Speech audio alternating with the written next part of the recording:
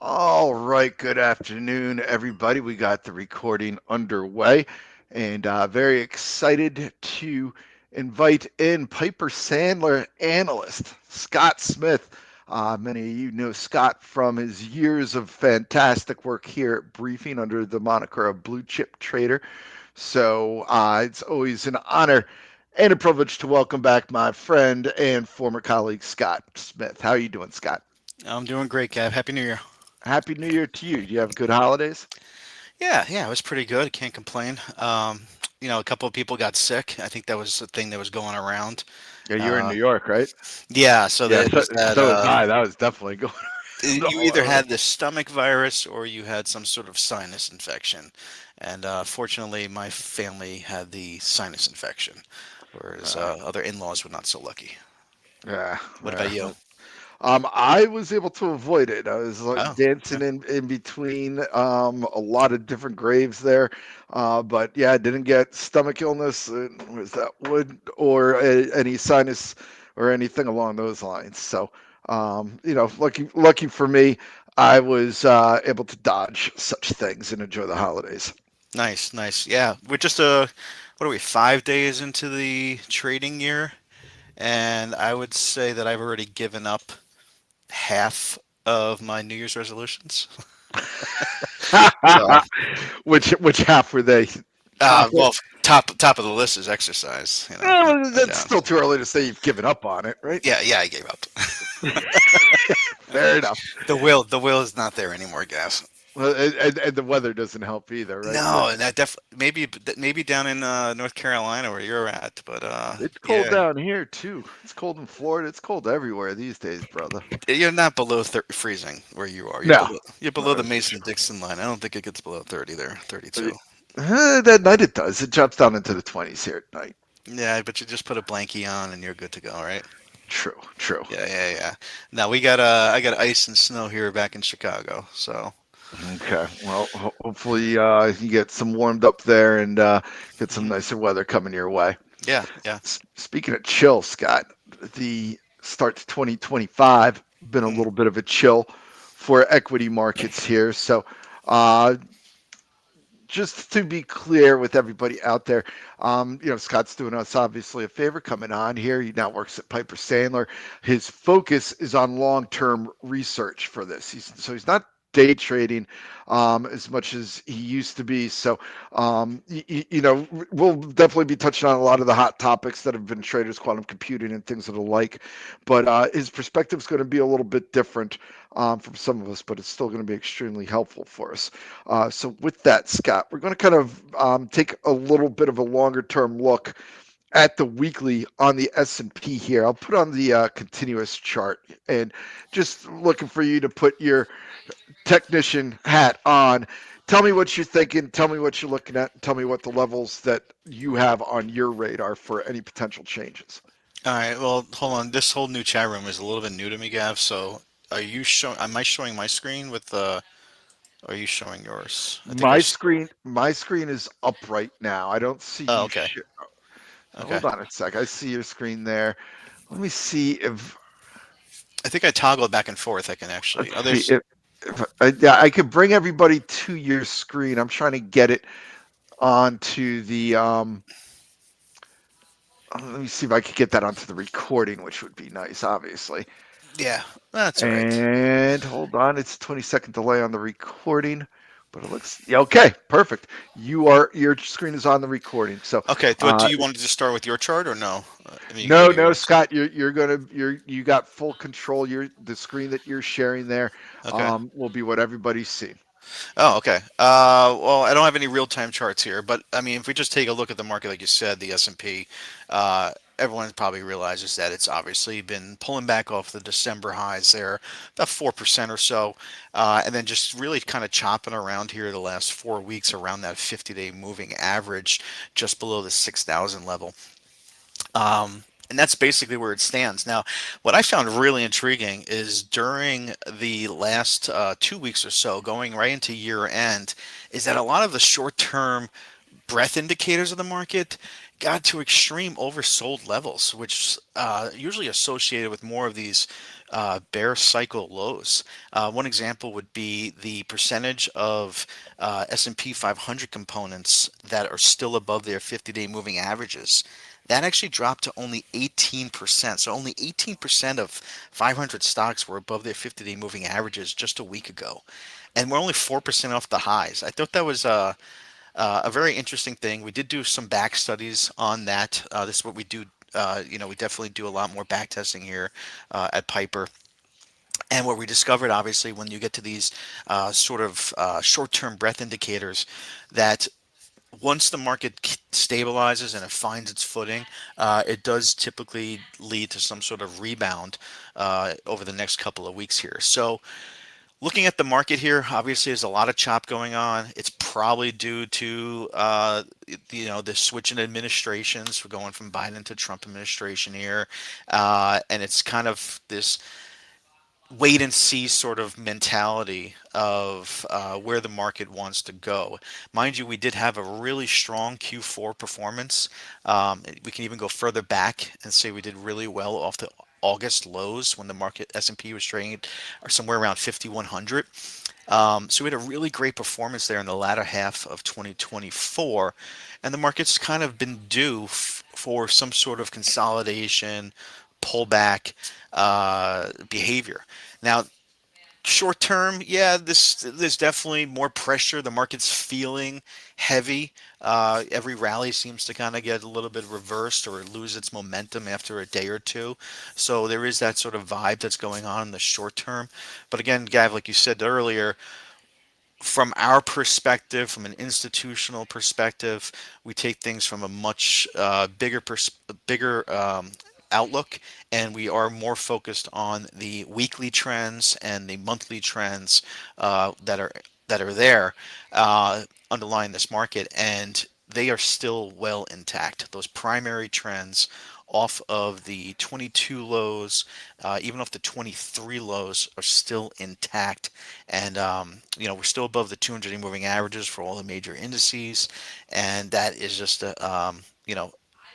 this is not a bearish environment, although it's starting to feel like the emotions are kind of, swaying more towards that. Would you agree with that or not? Oh yeah, From your no, perspective, you know? completely agree. I mean, some well-earned profit taking, a little bit of a Yeah, uh, consolidation, like you said, a small correction, I think would be very healthy for the markets. Now, yeah, obviously, when we've had such a parabolic run since late November as we have, there's always that worry of, what breaks the chart, right? yeah. So, I guess, do you have any levels pegged that you're kind of like would potentially raise a red flag around for We'd have to Q4? really start taking out the 200-day moving average on the S&P, which comes into play around. I guess by the time we got down there, the 200 would move up to around 5,600. That Right. would basically wipe out all the gains from Q4 as well. You start trading below 5,700. Uh, that's basically going to be the warning flag, the red flag. That's basically going to kind of tell somebody that this is getting into a little bit worse than people expected. Takes us underneath the summer lows, the July highs, the August highs as well, and that could really kind of set in some more panic and more aggressive selling. Um, I don't see that really happening like right now because, like I said, the short-term indicators they're at these same levels where we've seen prior cyclical lows. So it just doesn't feel, it feels very forced right now. Kind of like, earnings season's coming up around the corner. We have the first jobs report coming out on Friday. It's like, it's just, this doesn't feel like there's a lot of bids going on, but it also doesn't Right. feel like the selling is just kind of like, Well, it's because just, fundamentals are still there, right, Scott? I mean, the yeah, economy's still strong. Earnings is yeah. expected to grow 11% year over year in Q4. So, yeah, no, I'd Yeah, agree with you. inflation's sticky. We kind of know that. Everyone learned that in their Econ Class 101. That prices go up, they don't tend to go down as fast. I mean, just look at your local gas station Yeah. prices for that. But they're on the trajectory of, trying to stabilize and come a little bit lower in time. And I'm pretty sure that, the new administration wants to come in and they're going to try to reduce, inflation as well as their main agenda, along with kind of keeping rates, uh, a little bit lower for people as well. You know, Trump is a business guy. He wants to basically keep the economy rolling, and everybody knows he's a stock market guy too. So, he Very also wants to have a good performance. With that under his next term. So it would kind of set up for everything to do well. But whether the market's going to be on board for that, it's just going to be just a matter of looking at the key levels, the key trends, and then just identifying the right opportunities at each turn. So. what's Piper's price target for the S&P for 2025? Well, the technical department that I'm in, we think we went pretty conservative this year. Only about a 10% gain of around 6,600 for the S&P. We were definitely more bullish the last 2 years with our targets. In fact, I think we're kind of right in the middle of the consensus of Wall Street right now, around 6,600. Um, and again, that's basically because our studies have shown a couple things. And let me see if I can scroll on to the studies that we've shown here. The third year of a bull market, and again, we're coming off the 2022 lows.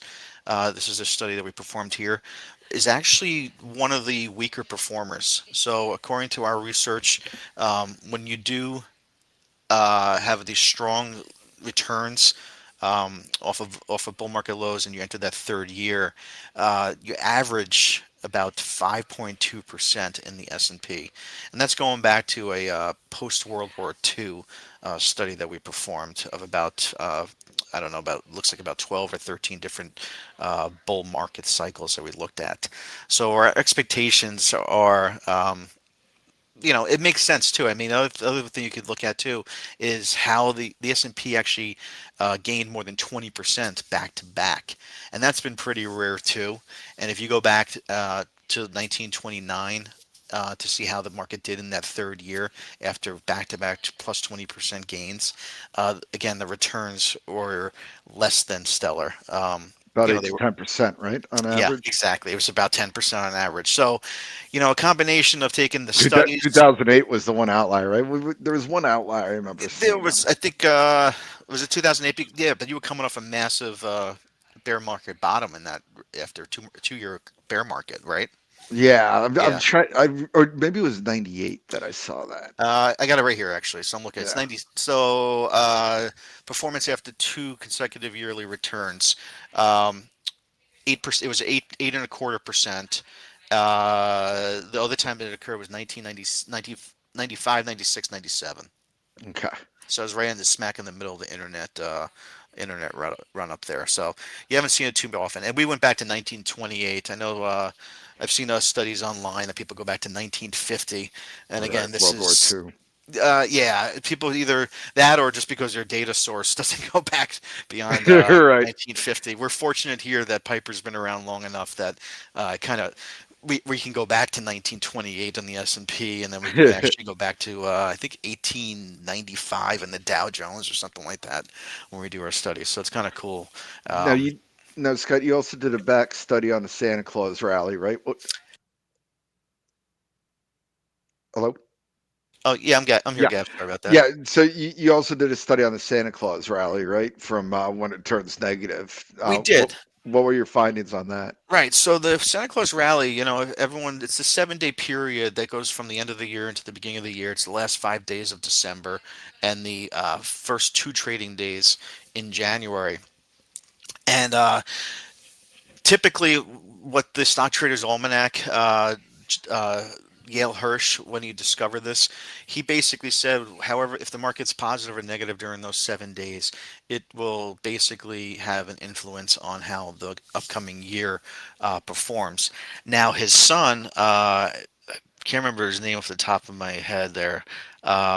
But he basically took it a little bit further and he started evaluating the first 5 trading days in January And then he also combined it with the whole performance of the month of January to come up with what I believe is something like the Today uh, would be the fifth day, correct? yes, today would be the fifth day. And so basically, he came up with like this January trifecta. If you have Stock Traders Almanac, you can reference that. And so basically, what he did is he takes the combination of the Santa Claus rally, the first 5 trading days in January, and the performance of January itself. And then he has noticed that that has had a significant correlation or influence on how the rest of the year would perform. So we kind of took all the data, then that sort of premise and thesis, and we broke it down into showed various studies here. Obviously, we don't have the end of January yet, but what we did discover um, so far is that with a negative Santa Claus rally, we broke it down to whether the first 5 days of January are going to be positive or whether they are going to be negative. And as of right now, Gavin, we are looking at a slight gain. There's still 25 minutes left in the day. All thanks to Friday, I suppose. Yeah, yeah. So what? Say that again. Because of Uh, what? All thanks to Friday, the run we had on Friday. I'm Oh yeah, guessing, that right? pop. Yeah, yeah, Yeah, yeah, yeah, yeah, for sure. Or on was it what day are we on today? Wednesday. I'm all screwed up with these. It seems like we had one day off in the middle of a week for the last 3 weeks here, so I'm right. kind of messing everything up there. But yeah, that Friday's pop was good, and then even Monday's gain. A little bit of follow through, even though it got rejected. But yeah, it looks like we're holding right around. Uh, what is it? December 31st close was 5,881. So we got about 30, 35 points above that. I suspect that that's probably going to hold. We'll see. But nonetheless, if you look at the study here, what that tells us is that if the Santa Claus rally is negative and we have a positive first 5 days of the year, um, that's somewhat bullish for the next 4 weeks, with about a 3% gain on average for the S&P, which again that would actually line up with that over short-term oversold conditions here, where we can actually see the market possibly retest the December highs, perhaps 6,100, and get a little bit above that, and then 13 weeks out, a quarter out, it kind of gives that all back a little bit according to history. So, and then 26 weeks out or 6 months out, it's kind of flat. So, just looking at this indicator, it really kind of suggests that short term, we can see a little bit of a rally here, and that would go right into earnings season.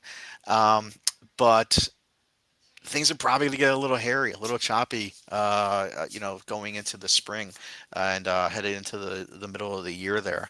And this would actually align with a couple other studies that we did too, Gavin. If I just kind of scroll through, did I not show that chart? I wonder if I didn't show that chart when I was Which talking about chart? it. I was showing the study of the Santa Claus rally. Yeah, no, you showed it. Oh, I did? Okay. Well, I sit on the Russell chart right now.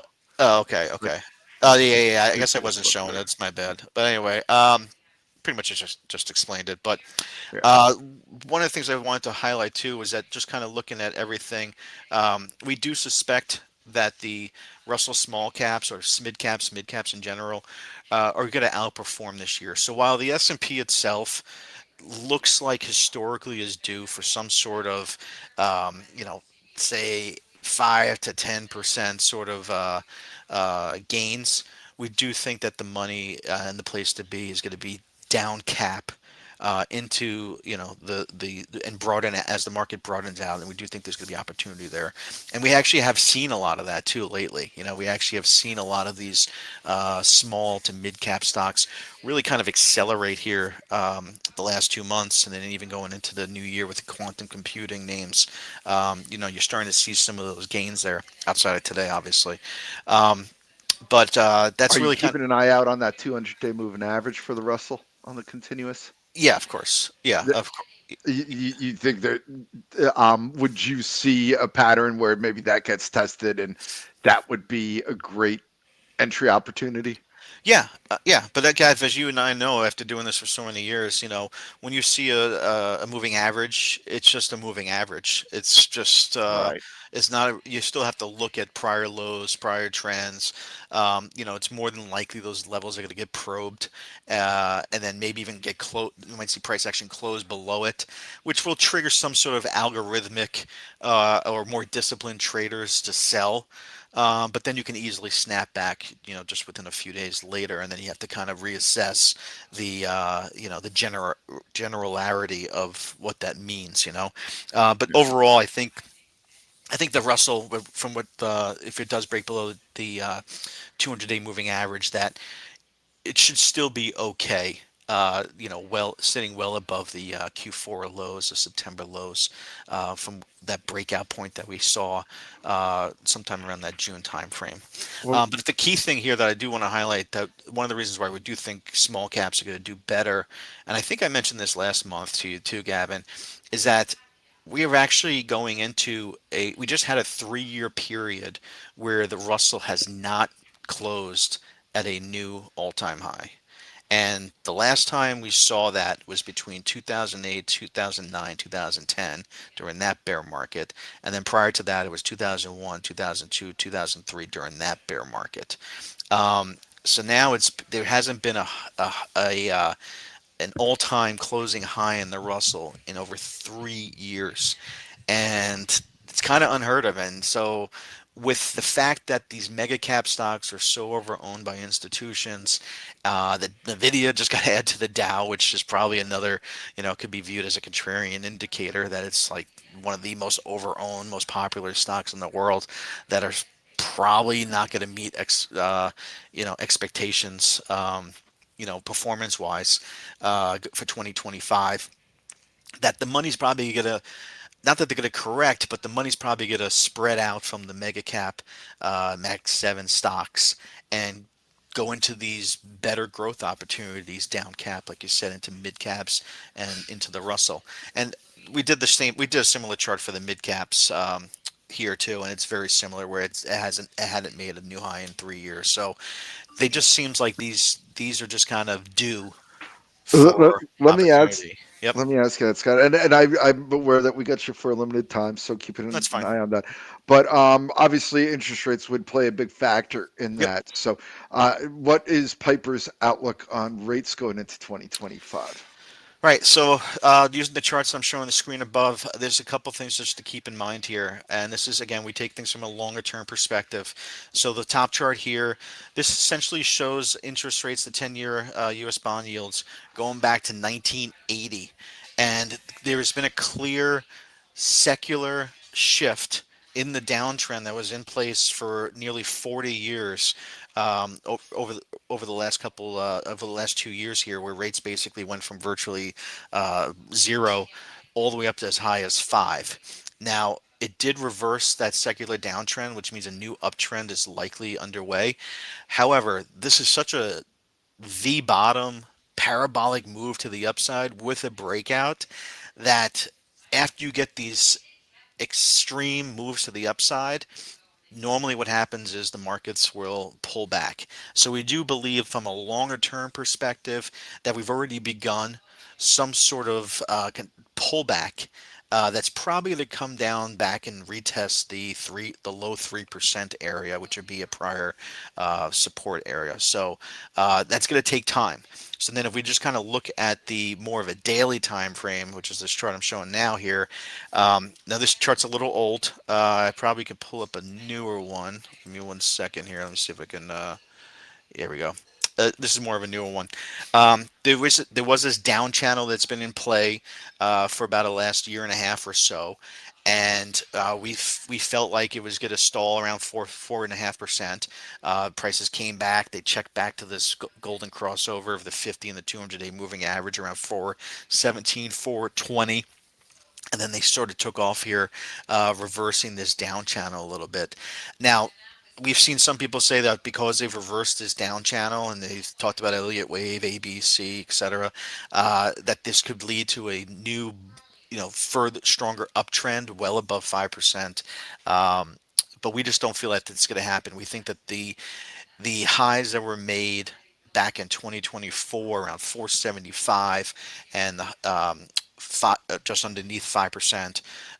Those are going to act as pretty formidable resistance uh, on any further upside, and we do think that it's probably more likely that we're going to get more of this range bound activity that is going to probably, you know, pull back to below four, go back above, rebound above four, dip back below into the three area. So we're expecting a very choppy, sort of wide and loose activity for yields going forward, which makes sense. Again, it goes back to inflation just being stickier, the fact that unemployment is trading at 4%, and it's probably, there's a potential for it to go a little higher. Um, you know, it's just the new administration coming in. The Powell's, I mean, they've already cut rates a few times. The expectations have kind of subsided a little bit about how aggressive they're going to be coming into the new year. Um, there's a lot of moving parts to say the least, but we don't see it really kind of uh, getting away from us and rip roaring over 5% by any means. We think that it's going to be slowing down here. And also if you just kind of look at every time that the RSI on this daily time frame has gone into overbought territory, it's resulted in a pullback of sorts. We already have like this, you could call it a negative divergence going on here from the October high to the most recent highs in RSI, and we've done studies on this and back tests as well that to show that the upside is more than likely going to be limited, by just a few basis points at this point in time. So that's pretty much our take on the yields there. Which of course, yields coming down, that should benefit the SMID cap thesis as well. Okay, Scott. Last question for you here, then. We'll let you get going. What's the primary conversations you guys are having with your clients these days? Not exacts, but what are they worried about? What are they asking about? Things of that nature. Uh, the big concern is really the uncertainties of the change in the administration.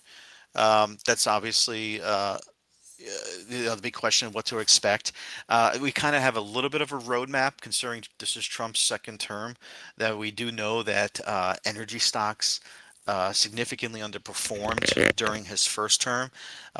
He obviously wants cheaper gasoline, cheaper oil for everybody. It's the whole drill baby drill concept. So we do know that energy stocks underperformed during that time. So we would suspect that that playbook might still be there. We obviously going to use the charts as our guide, and so if we start to see crude oil taking out 65 support, which held up the last couple months, that could lead to a further downside towards 60 or even a break below 60. Um, you know, Crude oil is still pretty much in a downtrend below $80, so we kind of, not get all bulled up about the recent strength that we've seen here. So that's that outlook there. And then what else? Tariffs. That's a big issue. It's on everybody's mind. What's the effect of tariffs? How are they going to impact top and bottom line earnings growth and stuff? And again, we don't really have an answer for that. We'll have to just kind of take that uh, as they come about and see which sectors are going to be most influenced by that. Um, but what we kind of go back to here, Gavin, here's a nice study that we showed too, is we did go back to we went and looked back since 1900 when the presidential parties switched. What was the effect of on the S&P, the Dow, the mid caps, and the Russell? And this was a really intriguing study. So whether it went from a Democrat to a Republican, what we found was that the average return for the S&P was 8% and the Dow was 8%. But mid caps and mid caps was 16% and the Russell was 11.5%. Now, granted, it's a smaller sample size for the mid cap and the Russell because we can only go back to about 1980 for that. But nonetheless, it's still kind of skewed more towards a mid cap outperformance over large cap when when the parties switched. So that's something to keep in mind there. And then finally, we take a look at just the in general. We looked at the inauguration year trends. We took all of them going back to about 1981 and looked between large caps and SMID caps. And this is your typical progression throughout the year. Usually, the first few. This is a weekly time frame, so the first few weeks on average tend to be pretty strong. The first January going into February, but then you wind up definitely having some sort of consolidation pullback during that February March time frame. You tend to come out into the second quarter a little bit stronger, and then you stall out mid-year with a little bit more of a consolidation pullback, and then you start to perform pretty well into the end of the year there. The key thing here is that blue line, which is the Russell, actually stayed above the S&P the whole time on average. So again, very intriguing that small caps have the opportunity to really kind of shine and outperform here. We did go a little bit more into details here to show broke it down by party. What Democrats are the black line, I'm sorry, the Democrats are the blue line. Both of the Republican and Democrats are the black line in the middle there, and then Republicans are the red line. And you can see usually the first 3 to 4 months of a new first year of a presidential cycle is fairly choppy. But then the Republicans don't tend to do well their first year, whereas Democrats definitely have the stronger one. We're gonna go somewhere in the middle, and again that comes out to be about a 6% return, which again that all kind of melds together with everything we've been talking about here, where we suspect that the mega cap leadership, Mag Sevens, they're just not gonna be so magnificent going into the 2025 year. We've used the term lag seven before. So they're just not going to be as robust, we don't think. And because of that, the money's probably going to trickle downhill and go into these mid caps, and you're just going to find these better opportunities. So what I would suggest, going back to some of the places I'm briefing, I do think that the emerging growth list is probably going to be a phenomenal spot for looking for opportunities. I do believe last time I looked at it, I think you guys had a couple quantum computing names in there already. Um, I do think that the liquid momentum focus list is also going to be a good area that tends to focus on a lot of the more volatile high beta names that are just kind of outperforming on a relative basis. So I think those are going to be two areas that your subscribers are going to really want to focus on for the better opportunities there. Um, and that's pretty much it, Gav. So what other questions you got? Uh, let's see. I mean, if you got time, I'll throw Yeah, throw out a few more. yeah, So obviously, you guys had a pretty good year. Your year-to-date performance of 40%, right, yeah. Scott, for 2024.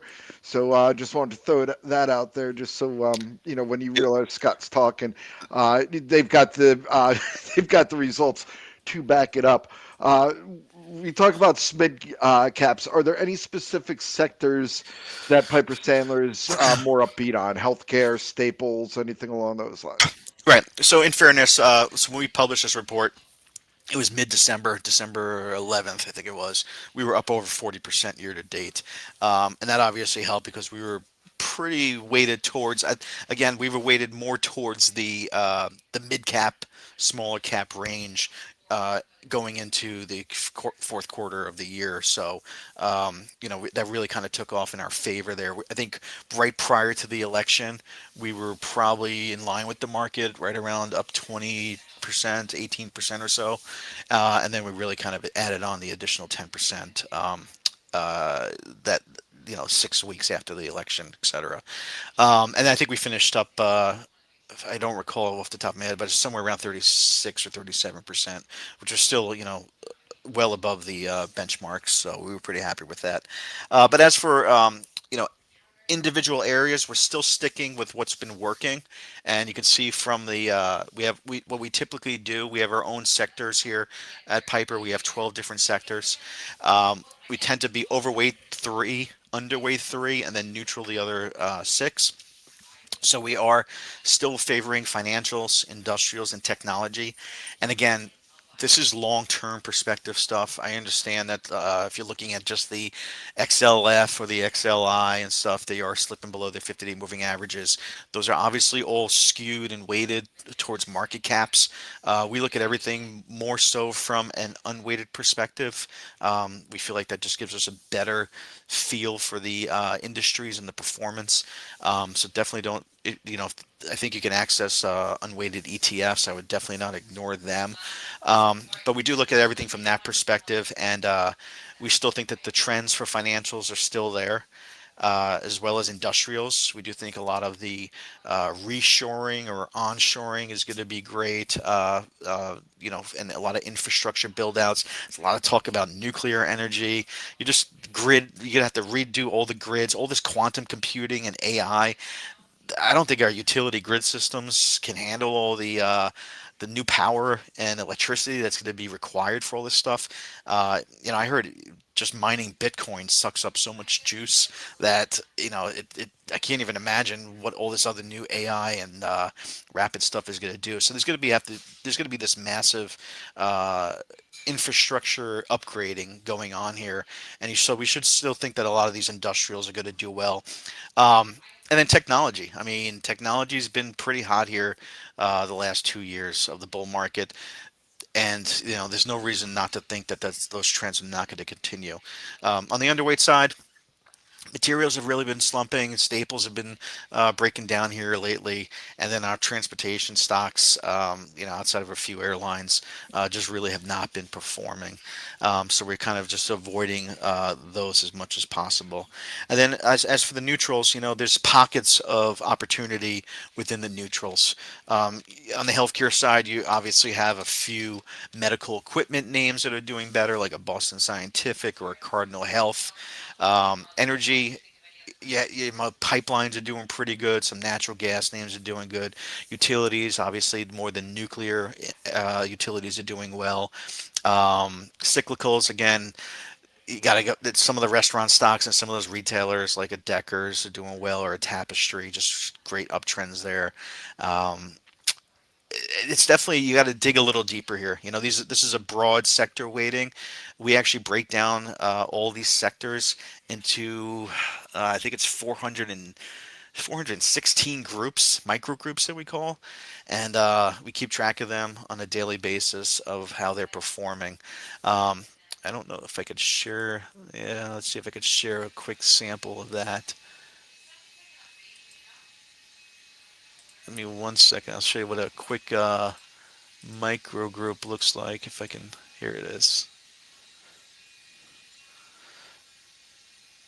Did you guys see that, Gav, or no? Do you see that or no, Gav? Oh, yeah, sorry. Uh, yeah, I do. I You, just brought everybody to that second screen there. Give it okay. a quick second. It's going to pop up here on the recording momentarily so people can see everything.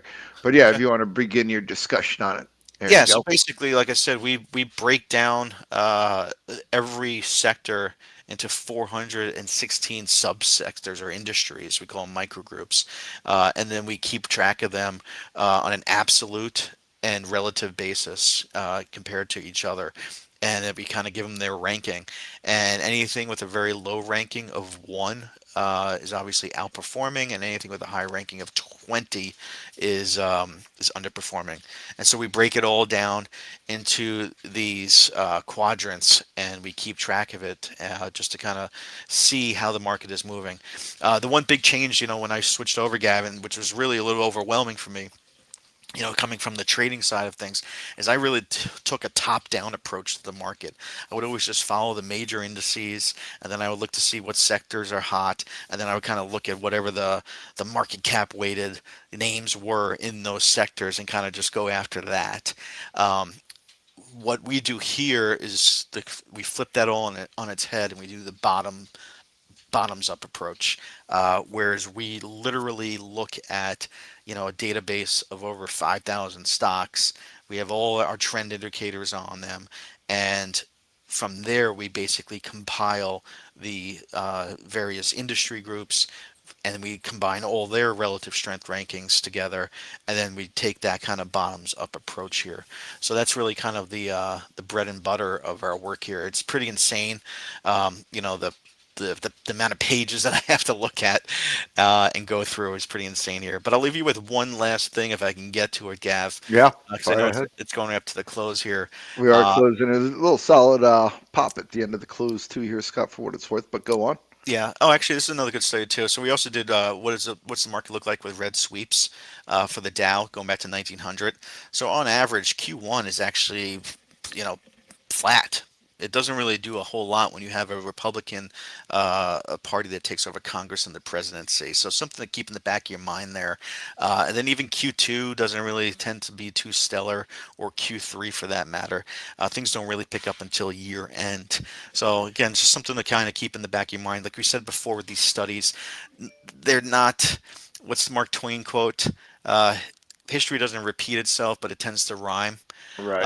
We tend to look at these studies and say more of the fact that they like the weather.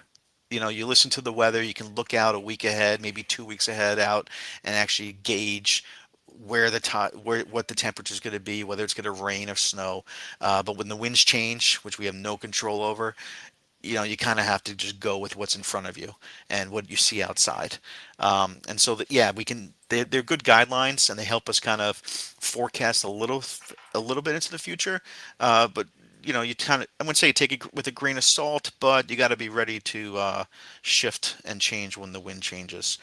Um, Let me get to the one last chart here. There's a lot of material. This is like over a 300-page report that we put together. A labor of love, or just Oh a man, labor. it's just it's a labor of Scott Smith's blood, sweat, and tears. Yeah, I know. So this is This the is released to your clients in the middle of December. yeah, this is Okay. mid-December. We got another one coming out at the end of January. So every 5 to 6 weeks, depending on where the holidays fall in and stuff, we kind of put together this massive you know research report, and then we go into various sectors, leaders, laggards, etc., like that. The more individual names that they should be focusing on. But this is the chart I really want to focus on here. So this microgroup index is basically what I was just describing. It's our list of 416 microgroups, or what we call these sub-industries. Um, and this is the chart that we have going all the way back about 20 years in this one right here. And you can see if I just kind of zoom in here. Oh, did I not share that screen again? I'm probably not sharing it. You I'm got to I am jump. so bad at this. This is a Are we on screen one or two for you, Scott? I'm gonna go to can if you can't. There So it I'm bringing is. everybody here, and then once I bring Yeah, everybody here, that's when it yeah, shows up on the yeah. recording. I see it on the screen now. It's the microgroup Yeah. chart. So, um, yeah. So what I wanted to show here was, this is the long-term chart of it. But look what happened here in the since 22. So we had the bear market of 22, and then we started to consolidate. And it wasn't until just during Q4 of last year that we just started to break out to about a 2-year high. And if you just kind of apply basic technical analysis, this almost looks like a inverted head and shoulder, with the left shoulder during the 2022 low, 2023 low was the head, and then you had the 2024 kind of recovery of the right shoulder, and we're just starting to break out for the first time in 2 years. So again, this is an unweighted uh, culmination of all the sectors and all the stocks that we track in our database. This looks like a brand new bull market starting to break out of a 2.5 year base. And if this holds, there might be a pullback here, which is expected. Again, usually you break out strongly and you tend to have a little bit of a consolidation period. But from a longer term perspective, this is suggesting that the pullbacks need to be bought, that a new uptrend looks like it's developing, and it could lead to further upside in years to come. So I will leave you with that bullish perspective from that from there. But overall, Gav, again, our main takeaway is going to be um, SMID caps are going to be leading the way and outperforming for the upcoming year. So definitely take a look down cap away from your magnificent seven leaders, and look for your better, quality names that are breaking out of those sound bases, pulling back to key moving averages, and then leading the way to the breaking out to new highs and leading the way to the upside there. And again, usually the liquid momentum focus list and that uh, uh, emerging growth focus lists are usually they've always been fantastic resources for me to kind of get ideas. Awesome, Scott. A lot of great information in there. Really appreciate you taking the time to come on and sharing that with us here. Yeah, I know all the subs greatly appreciate it, and I know that you are also greatly missed on ah, that side too. So it's always good to hear your voice and chat markets with you a little bit here. So yeah, you too, appreciate you Gav. taking the time. I appreciate that.